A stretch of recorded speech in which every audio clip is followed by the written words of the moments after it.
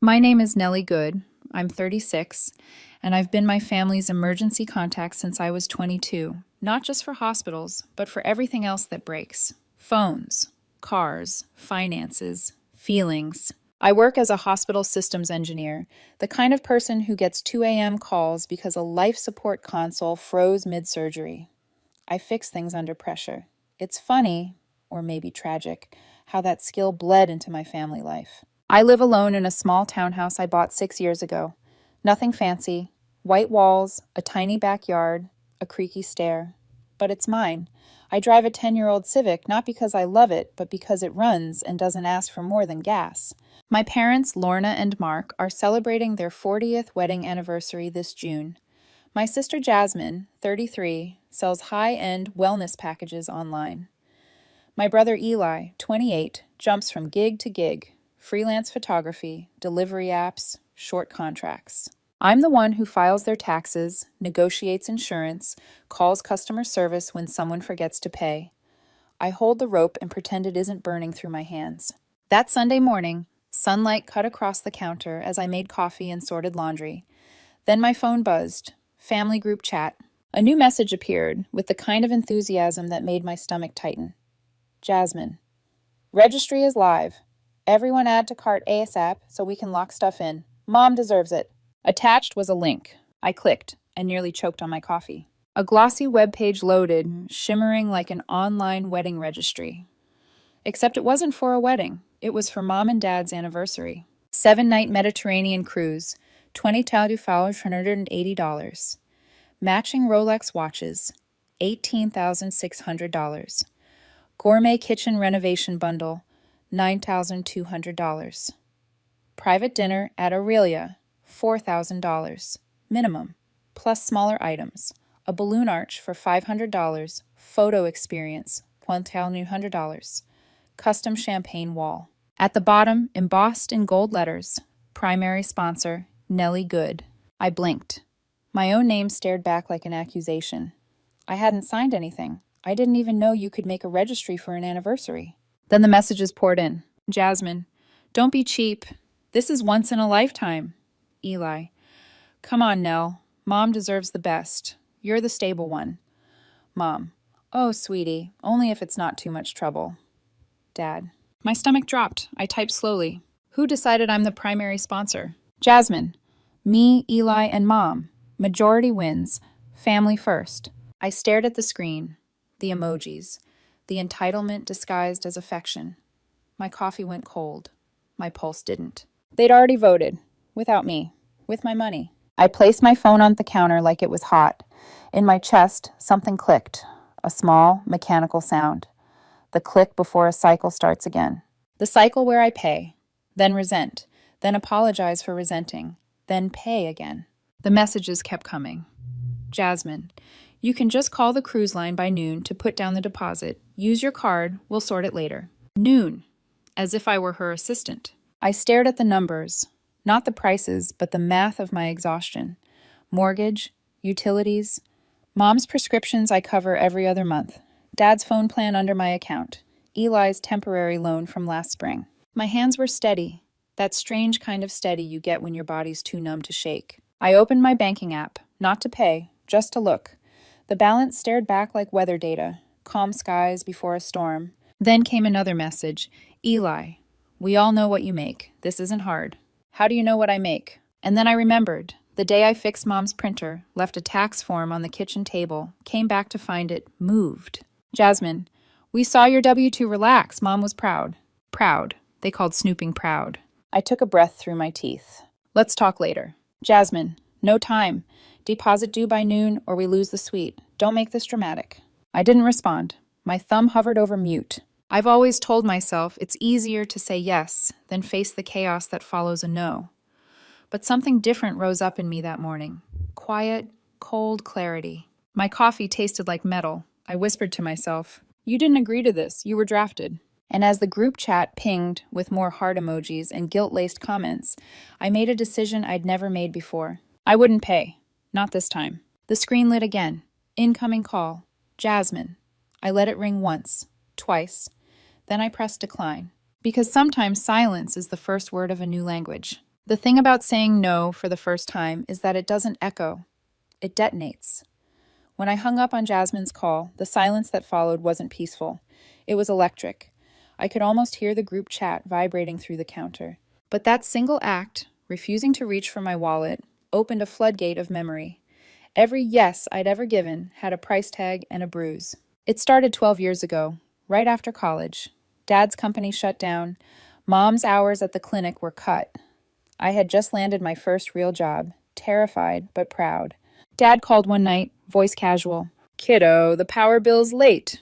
Just this once. Can you cover it? We'll pay you back next month." Just this once. 2 words that aged like milk. After that came a car repair, then a medical copay, then Christmas presents for the family. By the end of that year, I wasn't lending, I was funding. I kept a spreadsheet at first. Loan to parents in blue, help to Jasmine in green, gift to Eli in orange. A rainbow of responsibility. But repayment never came, and I stopped tracking. The spreadsheet turned into a confession, proof that I couldn't say no without feeling cruel. Mom always had a way of softening her asks. "Sweetheart, we don't want to be a burden." Right before asking for $600. Dad would follow with, "We did our best raising you," which was true, and also a trap. Then came the siblings. Jasmine started calling me Nellie Bank. Said it like a joke, but it never sounded funny. Eli once cried on the phone because his card got declined at brunch. I sent money before he finished his sentence. I told myself it was compassion, but it was really damage control. Saying yes was cheaper than enduring their outrage. Over the years, their gratitude shrank while the asks grew.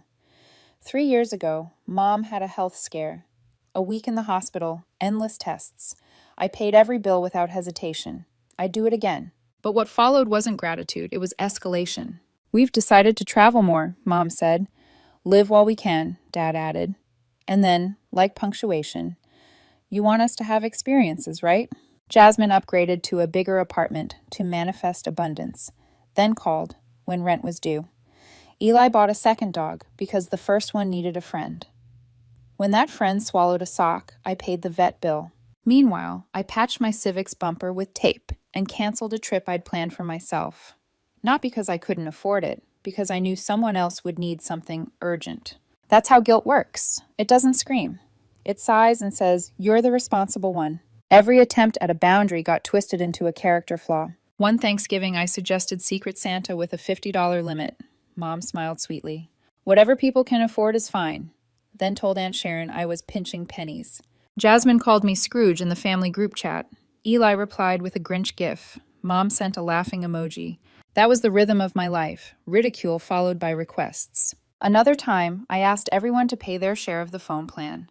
$135 each. You'd think I'd committed a crime. Dad: "Back in our day, we paid for you." Mom: "It's only $35, sweetheart." Jasmine: "God, you're so dramatic." Eli: "I'll send it later." He didn't. It was easier to surrender than to keep fighting. And somewhere along the way, helping turned into obligation. By the time the anniversary registry appeared, I was already covering Mom and Dad's phone plan, internet, half their car insurance, Mom's prescriptions every other month, streaming services, Eli's lingering loan, and the refundable deposit for that dinner we were supposed to have months ago. The family dinner was supposed to be my gift. Simple, warm, a night for stories, not spectacle.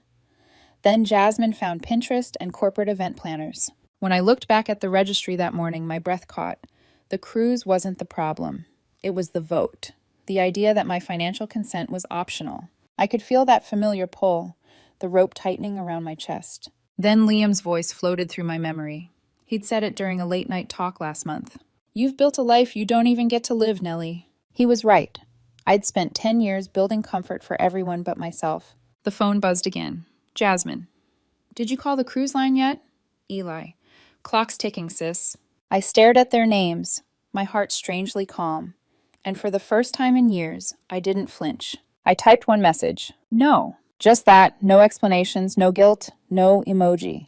And as the little typing dots appeared, frantic, angry, confused, I whispered to myself, "This is what boundaries sound like." But I didn't know yet that no was just the opening shot.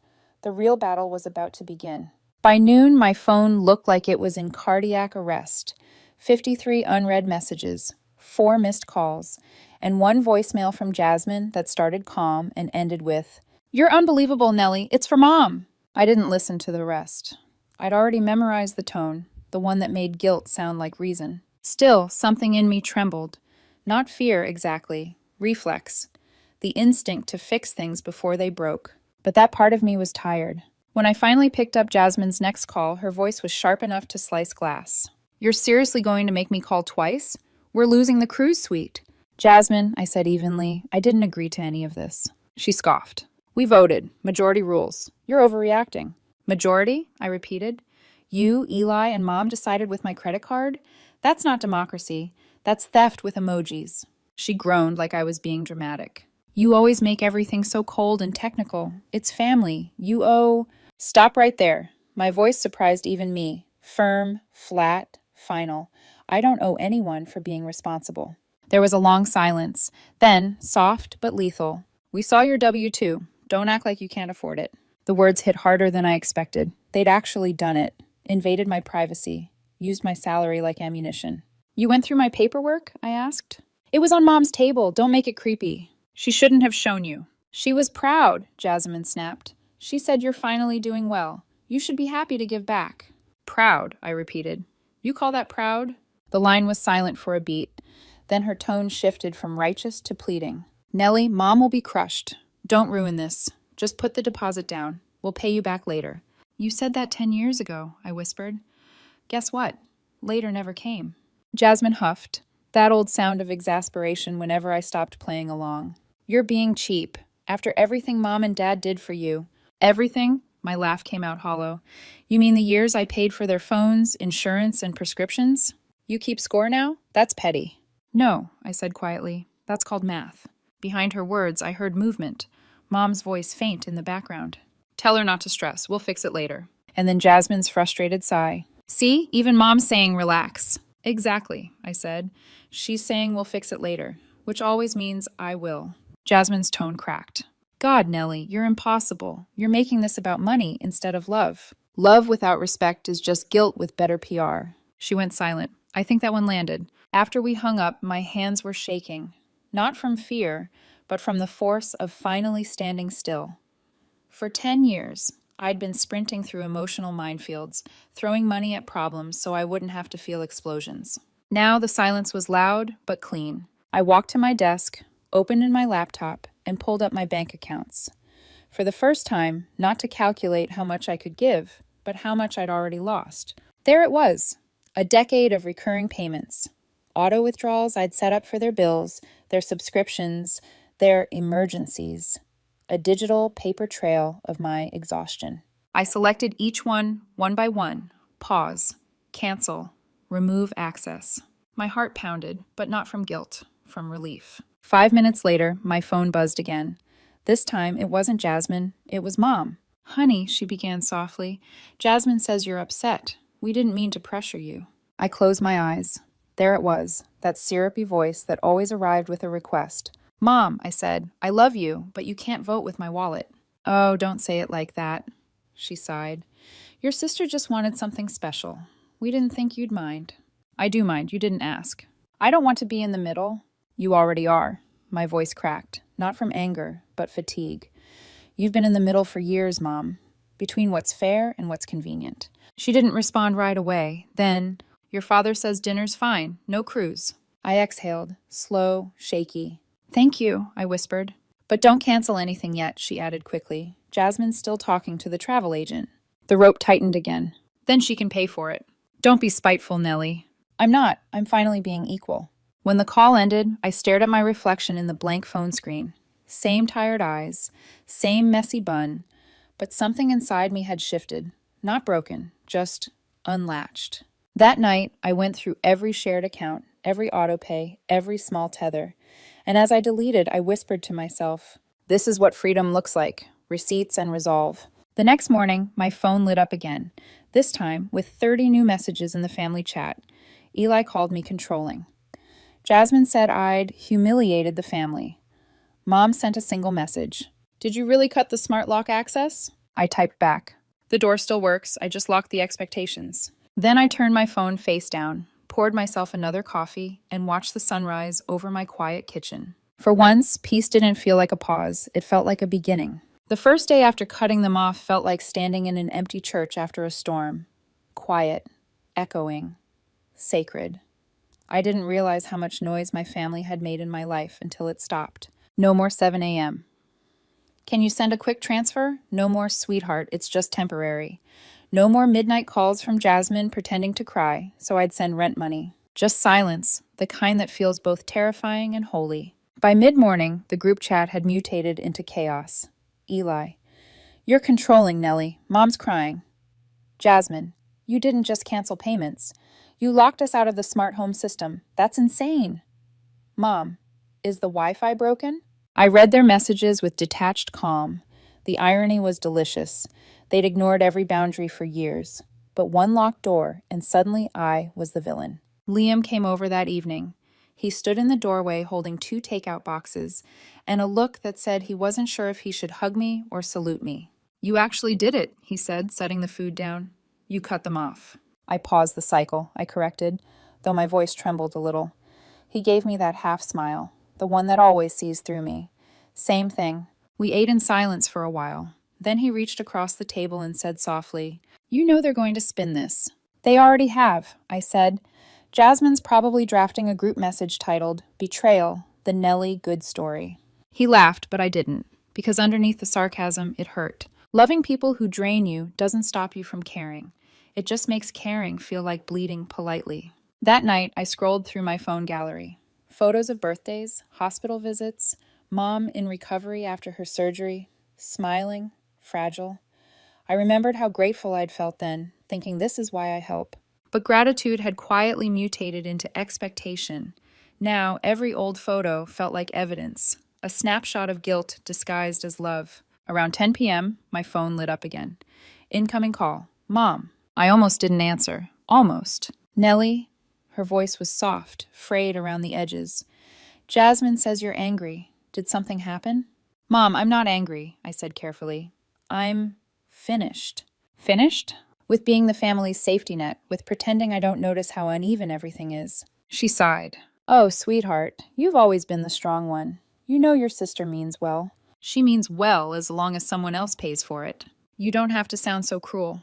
"It's not cruelty, Mom, it's clarity." Silence hummed on the line. Then she said the line I'd been waiting for, the one she always used when guilt failed.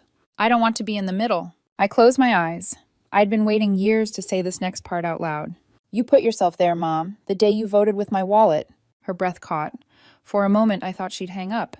"Your father says dinner is fine," she said finally, voice small. "Just us, no cruise." "Good," I whispered. "That's all I wanted." "Jasmine's upset." "She'll survive disappointment," I said gently. "I've survived worse." When we hung up, the silence in my apartment was thick but different now. Not empty, just mine. I walked to the window, looking out over the quiet street. For the first time in years, I didn't feel like I owed anyone an explanation. The next morning, I went for a run, something I hadn't done in months. No buzzing phone, no background anxiety, just breath, air, and the rhythmic sound of sneakers on pavement. Every step felt like peeling off a layer of old obligation. When I got back, my phone had 12 missed calls. Jasmine, Eli, Mom, a chorus of panic. And one message from Dad. Simple, unexpected. "Dinner's still on. Proud of you for standing your ground." I stared at the text for a long time. It wasn't an apology, but it was something new. Acknowledgement. That evening, Liam showed up again, holding a small box. Inside was a keychain, a tiny silver lock and key. "Symbolic," he said. I laughed. "For what?" "For you," he smiled. The woman who finally locked the door and left it that way. I pressed the keychain into my palm, cool and solid, and in that small moment, I realized something simple but profound. The silence I'd been afraid of wasn't loneliness. It was freedom. The sound of my own life, unmuted. The restaurant was one of those places with soft lighting and linen napkins that feel like guilt. Aurelia, Mom's favorite. When I pulled into the parking lot, I sat in the car for a minute, gripping the steering wheel, listening to the rain tapping on the windshield. Part of me still hoped this would be calm, that we'd eat, talk, and go home quietly. But another part of me, the one that had learned the rhythm of family chaos, already knew better. Inside, I spotted them instantly. Jasmine and Eli had arrived early, of course, dressed like they were hosting an awards show. Mom smiled too brightly. Dad gave me the kind of nod that meant he was trying to stay out of the crossfire. I walked up and hugged Mom. "Happy anniversary." She squeezed my hands. "Thank you, sweetheart. You look lovely." Then she whispered, "Try to keep things civil tonight." Ah, so it had already begun. When we sat down, Jasmine was the first to speak. "I'm glad you finally decided to show up," she said, her tone sweetened with poison. Eli chuckled under his breath. Mom frowned, but said nothing. I smiled politely. Traffic was terrible, and I figured since I'm not paying for a cruise, I could at least take my time. Her eyes snapped up. "Wow, still stuck on that?" I folded my napkin in my lap, steady. "Still stuck on people making decisions with my money? Yes." Dad cleared his throat, trying to shift the energy. "Let's order before this gets cold." He waved the waiter over. But Jasmine wasn't done. "You know," she said, "it's sad. You've always had more than the rest of us, and somehow you're still the most selfish." Something inside me stilled, the kind of stillness right before lightning strikes. "Funny," I said softly. "I was thinking the opposite." The waiter arrived, nervous. He took our orders as though defusing a bomb. When he left, Mom tried to smile. "Let's not ruin tonight, okay? It's our anniversary." "I'm not trying to ruin anything," I said quietly. "I just want honesty, and maybe a little accountability." Eli leaned back, smirking. "Accountability? You talk like we're your employees." "No," I said, pulling a small envelope from my purse, "but I do keep records." I laid it on the table. Inside were printed statements. Years of payments, transfers, invoices, receipts. Every favor in black and white. Jasmine blinked. "What is this?" 10 years, I said. Every phone bill, every prescription, just this once. Over 70 grand, Jasmine. 70. The table went silent except for the soft hiss of the air vent. Even Eli looked stunned. Mom's hands trembled as she picked up one of the sheets. I didn't realize," she whispered. "I know you didn't," I said. "That's the problem." Dad's face softened. "You shouldn't have had to do all this alone." Mom looked between us, guilt dawning slow and heavy. "We thought you were fine, Nellie. You never complained." "I didn't complain because every time I tried to, you called me ungrateful." Jasmine's voice rose, brittle. "So what, you brought receipts to dinner? You're humiliating us." "No, Jasmine," I said evenly. "I'm reminding you, because your memory seems selective." She pushed back her chair. "This is pathetic." "Sit down," Mom said sharply, sharper than I'd ever heard her. Jasmine froze mid-motion, eyes wide. Mom rarely raised her voice. "She's right," Mom continued, looking at me now. "We've been unfair. I let it happen." Her eyes filled with tears. "I kept saying you were strong. I never realized I was just taking advantage of that strength." The words hit me harder than any accusation ever had, because they were true. For a moment, none of us spoke. Even Jasmine sat still, quiet for once. Then Dad raised his glass. "To 40 years," he said softly, "and to doing better." I lifted mine too, hand trembling just slightly. "To better boundaries," I said. Jasmine rolled her eyes but clinked her glass anyway. Small victories still count. The dinner was slow, careful. Mom kept glancing at me like she was memorizing my face, or maybe searching for forgiveness. When the check came, Dad reached for it before anyone else could. "This one's on us," he said firmly. It shouldn't have made me emotional, but it did, because it wasn't about money. It was about balance. For once, I wasn't the safety net. I was just a daughter. As we stood to leave, Mom hugged me tightly. "I'm sorry, sweetheart, truly." "I know," I said softly. "I just need things to change."